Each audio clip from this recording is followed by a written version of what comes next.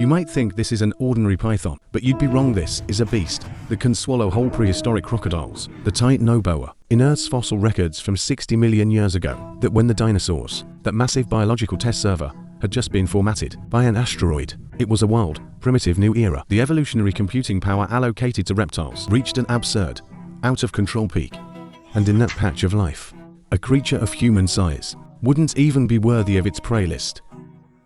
You'd simply be collateral damage if it slithers by. Archive opened. Specimen No. 001. Titanoboa. If you dig into the Cerrejón Formation in Colombia and uncover a vertebra fossil over a meter in diameter, please don't bother looking for its head.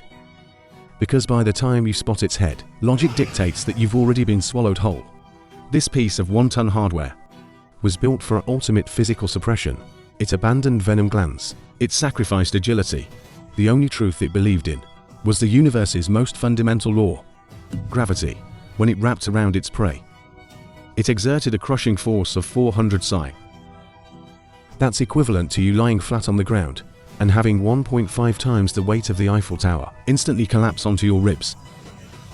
Within 0.1 seconds of contact, the prey's circulatory system would be forcibly shut down.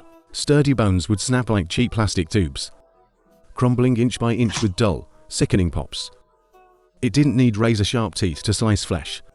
It used pure physical constriction to completely crash its prey's physiological functions, compressing them into a useless ball of junk code. Faced with this absolute logic of mass and gravity, all survival skills became utterly meaningless. It was the most devout believer in brute force on this planet. To truly test the upper limits of this hardware, we need to introduce a benchmark, the Cerregenesis. As the top-tier predator of its time, this prehistoric crocodile possessed the toughest armored scutes and a deadly bite algorithm. In the swamps of Cerrejón, it used to be the undisputed ruler. But in the face of the Titanoboa, it was nothing more than a high-protein patch. Imagine this, a breathing, dark wall of despair, silently advancing towards you underwater. While the crocodile was still optimizing its bite force, the giant python had hijacked the global heat, achieving a stat overflow on a physical level. There was no violent tearing, no agonizing shrieks from the prey, even the toughest armored scutes. Under the crushing weight of a one-ton coil, along with its proud skeletal frame, would be snapped as easily as crackers. That is the absolute dominance of a higher dimensional species. It doesn't play games with you, it simply overwrites you entirely. So why did this nearly invincible code get forcibly taken offline around 58 million years ago? Earth deployed a mandatory global cooling patch. Global temperatures dropped by merely 2 to 3 degrees Celsius. But for this colossal hardware strictly dependent on external thermal energy, it was a fatal power outage. Its massive body turned into a heavy iron maiden binding itself.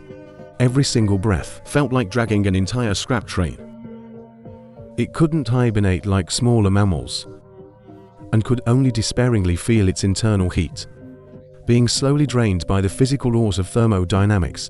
This former apex overlord of the land, eventually, on an afternoon when the sun still shone, died within its own heavy, unbootable hardware. Archive summary: all forms of absolute power are essentially just short-term dividends in a specific environment. Evolutionary history never favors the strong. It only favors the adaptable lightweight code. Therefore, as humans currently reading this archive, is our proud carbon-based civilization also teetering on the edge of some parameter overflow?